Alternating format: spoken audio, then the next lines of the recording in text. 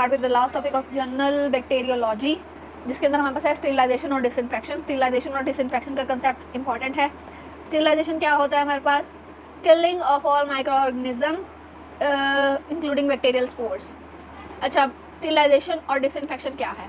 अगर हमारे पास सारे माइक्रो ऑर्गेनिज्म और सब स्पोर्स वगैरह भी किल हो रहे हैं तो उसको हम कहेंगे स्टेरिलाइजेशन। और अगर हमारे पास किलिंग ऑफ मैनी हो रही है बैक्टीरिया वगैरह लेकिन सारे नहीं हो रहे तो उसको हम कहेंगे डिसइंफेक्शन। स्टेरिलाइजेशन जो है वो स्टीम पे 121 डिग्री सेंटीग्रेड पे होती है और प्रेशर होता है 15 पाउंड पर स्क्वायर इंचेस और 15 मिनट के लिए। अगर हमारे पास सर्जिकल इंस्ट्रूमेंट जो है वो मॉइस्चर से डैमेज होने का खतरा हो तो हम इथाइलिन ऑक्साइड गैस यूज़ कर सकते हैं। डिसइंफेक्शन जो है वो हमारे पास दो तरह से है, यहाँ तो डिसइंफेक्शन है, यहाँ सेप्सिस है। डिसइंफेक्शन होती है on the non living surface inanimate objects के ऊपर। लाइक फिनोल कंटेनिंग कंपाउंड जो है वो इनएनिमेट ऑब्जेक्ट्स के ऊपर हम यूज़ कर सकते हैं। और अगर हम ये स्किन की सरफेस पे यूज़ करेंगे यही सोल्यूशन तो इसको हम कहेंगे एंटीसेप्टिक। एंटीसेप्टिक के अंदर एथेनॉल होता है और आयोडीन होता है। डिसइंफेक्टेंट क्लिनिकल यूज़ के अंदर जो हमारे पास है, सर्जन हैंड किससे वॉश होंगे? क्लोरहेक्सिडीन से। सर्जिकल साइट को किससे डिसइंफेक्ट किया जा सकेगा? आयोडोफोर से। डिसइंफेक्शन स्किन की वेनिपंक्चर से पहले 70% एथेनॉल से करेंगे।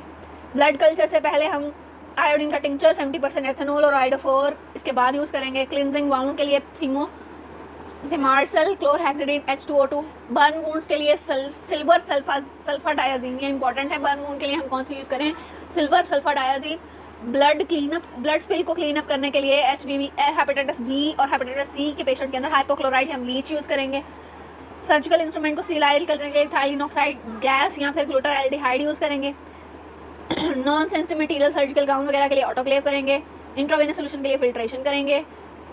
ऑपरेटिंग रूम को डिसइंफेक्ट करने के लिए यूवी रेज यूज़ करेंगे। फ्लोर को डिसइंफेक्शन के लिए बेंजलकोनियम क्लोराइड या लाइसोल का सोल्यूशन यूज़ करेंगे। स्टैथ को डिसइंफेक्ट करने के लिए 70% एथेनॉल। वैक्सीन के लिए थिमोर्सल। केमिकल एजेंट्स जो कि हम यूज़ करते हैं उसके क्या क्या होते हैं? एक वो जो सेल मेम्ब्रेन को डिस्टर्ब करेंगे लाइक अल्कोहल। अल्कोहल जो है वो हमारे पास इम्यूनाइजेशन और वेनिपंक्चर से पहले यूज़ करते हैं उस सरफेस को क्लीन करने के लिए। 70% जो है वो नॉर्मल यूज़ करते हैं। और इसके अलावा हम आयोडीन कंटेनिंग कंपाउंड भी यूज़ करते हैं ब्लड कल्चर ऑब्टेन करने से पहले या फिर इंट्रावेनस कैथेटर डालने से पहले। ये हमारे पास लिपिड स्ट्रक्चर ऑफ मेम्ब्रेन को डिसऑर्गेनाइज करते हैं और प्रोटीन को डीनेचर करते हैं। डिटर्जेंट क्या करते हैं? इनके पास हाइड्रोफोबिक और हाइड्रोफिलिक पोर्शन होते हैं। और ये हमारे पास quaternary ammonium compound like benzalkonium chloride जो है ये हमारे पास स्किन एंटीसेप्सिस के लिए यूज़ होता है। इसको हम लाइसोल भी कहते हैं जो कि डिसइंफेक्टेंट फ्लोर वगैरह के लिए यूज़ होता है। फिनोल बहुत ज़्यादा कॉस्टिक होता है। ये फर्स्ट डिसइंफेक्टेंट था जो कि लिस्टर ने डिस्कवर किया था। क्लोरहेक्सिडीन जो है वो क्लोरिनेटेड फिनोल है जो कि hand disinfectant prior to the surgery और क्लीनिंग ऑफ वाउंड के लिए यूज़ होता है।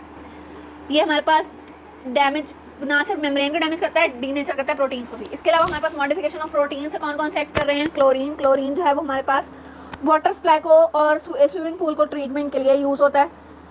इसके अलावा हमारे पास हॉस्पिटल और होम के अंदर डिसइंफेक्टेंट के तौर पे यूज़ होता है। क्लोरीन जो है वो हमारे पास पावरफुल ऑक्सीडाइजिंग एजेंट है जो कि क्रॉस लिंकिंग बना लेता है। सल्फेड्रल ग्रुप जो इसके अंदर एक एंजाइम होता है उसके सल्फेड्रल ग्रुप आपस में क्रॉस लिंकिंग कर लेते हैं और डाइसल्फाइड बन के तो हमारे पास इनएक्टिव हो जाते हैं। आयोडीन जो है वो मोस्ट इफेक्टिव स्किन एंटीसेप्टिक है।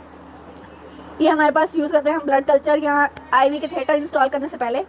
इससे हम ये करते हैं कि कंटामिनेशन विद दस क्योंकि स्किन के ऊपर हमारे पास स्टेफिलोकोकस एपिडर्माइडस नॉर्मली प्रेजेंट होता है। अगर हम स्किन को साफ नहीं करेंगे तो स्टेफ एपिडर्माइडस इंट्रावेनस कैथेटर के जरिए दिल तक जा सकते हैं, इन्फेक्टिव एंडोकार्डाइटिस कॉज कर सकते हैं। आयोडीन लाइक क्लोरीन ये भी सेम वही एंजाइम के साथ एंजाइम सल्फेड्रल जो ग्रुप होते हैं उनको आपस में लिंक करा देते हैं और उसके अलावा ये टायरोसिन रेसिड्यूज इन प्रोटीन के साथ बाइंड करते हैं। आयोडीन की दो फॉर्म होती हैं, टिंचर आयोडीन और आयोडोफोर। टिंचर आयोडीन क्या है? 2% solution of iodine and potassium iodide in ethanol. ये ब्लड कल्चर से पहले यूज़ करते हैं। इसके अलावा हमारे पास है आयोडोफोर जो है वो कम्प्लेक्सेस ऑफ आयोडीन है। ये हम सर्जरी से पहले यूज़ करते हैं ताकि स्किन को जो है वो टिंचर ऑफ आयोडीन ये टिंचर से लेस इरिटेटिंग होते हैं।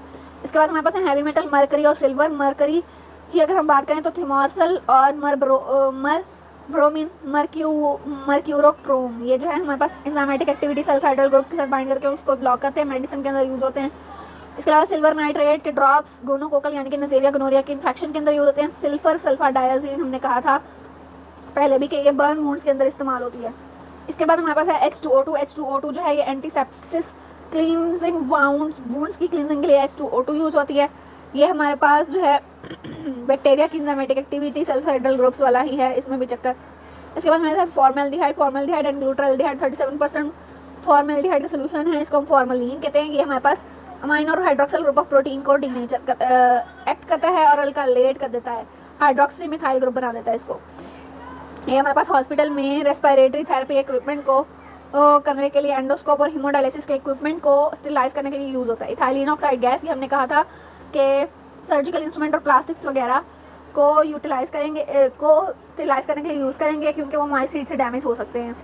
इसके अलावा इसमें भी यही है कि हाइड्रोक्सी इथाइल ग्रुप्स वगैरह बन जाते हैं प्रोटीन और न्यूक्लिक एसिड के अंदर। एसिड और अल्कलीज क्या कहते हैं, स्ट्रॉन्ग एसिड और अल्कलीज डीनेचर कर देते हैं प्रोटीन्स को। और माइकोबैक्टीरियम ट्यूबरक्लोसिस जो है वो 2% NaOH को रेजिस्टेंट होता है। बाकी जो है हमारे पास बेंजोइक एसिड, प्रोपियोनिक एसिड और सिट्रिक एसिड, ये यूजुअली फूड प्रिजर्वेटिव के तौर पे यूज़ होते हैं क्योंकि ये बैक्टीरियोस्टैटिक होते हैं।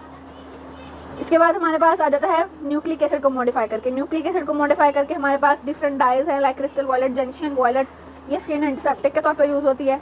इसके अलावा मेलेशाइट ग्रीन जो है ये हमारे पास क्रिस्टल वॉयलेट लाइक डाई है। इसके ये लोवेंस्टन जेंसन मीडियम हमने पीछे पढ़ा था माइकोबैक्टीरियम ट्यूबरक्लोसिस के लिए, उसके अंदर यूटिलाइज होती है। ये अनवांटेड ऑर्गेनिज्म को ग्रो नहीं करने देती 6 वीक जो इंक्यूबेशन पीरियड होता है उसके अंदर। इसके अलावा हमारे पास केमिकल हो गया, फिजिकल एजेंट आ गया। फिजिकल एजेंट्स को ये क्वेश्चन आता है कि फिजिकल एजेंट इनमरेट करें, एग्जांपल दें। सबसे पहले आती है हमारे पास हीट में हमारे पास मॉइस्ट हीट होती है, ड्राई हीट होती है। यहाँ पे पैस्चराइजेशन होती है। मॉइस्ट हीट के अंदर बॉइलिंग या ऑटोक्लेव आता है। ऑटोक्लेव की अगर हम बात करें, मॉइस्ट हीट जो है वो लोअर टेम्परेचर रिक्वायर करती है than the dry heat. Moist heat के अंदर हमारे पास सेकेंडरी और टर्शियरी प्रोटीन चेन्स जो हैं ये खराब होंगी, non covalent bond, hydrogen bond. Moist heat की बात करें तो ऑटोक्लेव आता है। ऑटोक्लेव के अंदर हम 100 डिग्री सेंटीग्रेड के ऊपर चीज़ें 15 पर square inches 121 degree centigrade 15 pound पर स्क्वायर इंचज़ 15 से 20 मिनट के लिए यूज़ होंगे। और ये जो है heat resistant spore like Clostridium botulinum को भी किल कर देगा। स्टेरिलाइजेशन बाय ड्राई हीट के लिए रिक्वायर होता है हमारे पास 180 degree Celsius for 2 our.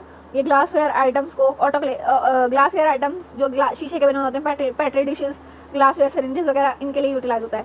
Pasteurisation की बात करें तो ये मिल्क के लिए प्राइमरीली यूज़ होता है। Heating the milk 62 degree centigrade पे अगर हीट करेंगे तो 30 मिनट के लिए, और अगर 10 डिग्री बढ़ा के 72 पे हीट करेंगे तो 15 सेकंड के लिए इसको हीट करना पड़ेगा। इससे हमारे पास जो है डिफरेंट बैक्टीरियाज जो मिल्क के अंदर प्रेजेंट होंगे वो डेड हो जाएंगे। इसके अलावा आते हैं रेडिएशन अल्ट्रावायलेट होती हैं, एक्सरेज होती हैं। अल्ट्रावायलेट जो होती हैं वो 250 से 260 नैनोमीटर वेवलेंथ होती है इनकी, और ये प्यूरिन और पायरिमिडीन बेसिस जो है इनको एब्जॉर्ब कर सकती हैं। जब अल्ट्रावायलेट रेडिएशन को एब्जॉर्ब करती हैं तो थायमिडीन डाइमर बनाती हैं, डीएनए की रेप्लिकेशन बैक्टीरिया की इनहिबिट हो जाती है। यूवी रेडिएशन किस लिए यूज़ होती हैं, ताकि ऑपरेशन थिएटर्स को जो है वो क्लीन अप कर सकें, डिसइंफेक्ट किया जा सके। एक्सरेज जो है वो हायर एनर्जी होती हैं, ये हमारे पास पेनिट्रेट कर सकती हैं, पेनिट्रेशन पावर इनकी अल्ट्रावायलेट से ज़्यादा होती है, तो ये फ्री रेडिकल प्रोड्यूस करती है। फ्री रेडिकल जो है वो कोवलेंट बॉन्ड्स को तोड़ देते हैं डीएनए के, जिसकी वजह से बैक्टीरिया जो है वो किल हो जाता है। इसके अलावा एक्सरेज जो है वो हमारे पास वेजिटेटिव सेल, लेकिन स्पोर जो है इससे वेजिटेटिव सेल को किल कर देती है, लेकिन हमारे पास स्पोर जो है वो एक्सरे से रेजिस्टेंट होते हैं।